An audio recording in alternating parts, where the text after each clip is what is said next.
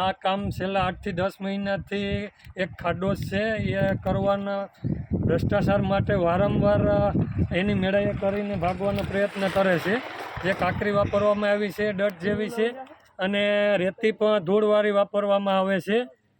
અને બીજું એ કહેવાનું કે અમે આને કેશોદ વાડલા જે આ રોડ આવેલો છે એ સિમેન્ટ રોડનું કામ છે. એના બદલામાં જે એસ્ટિમેટ મુજબ મટીરિયલ વાપરવામાં આવ્યું નથી. અમે અહીંયા આવી અને રજૂઆત કરીએ તો એવું કહે છે કે તમારે જ્યાં જવું હોય તો જાઓ. તો ખરેખર જો અમારા જેવા આપણે જે જાણેલા નેતાઓનું જો સાંભળવામાં ન આવે તો પછી આવા એક અધિકારી પાસે જવું હોય તો જાઓ. તમે કેશોદ અધિકારીને કીધું તો એ લોકો પણ એવું જ કહે છે કે બરાબર કામ છે. ખરેખર આ કામમાં મોટો ભ્રષ્ટાચાર જોવા મળે છે.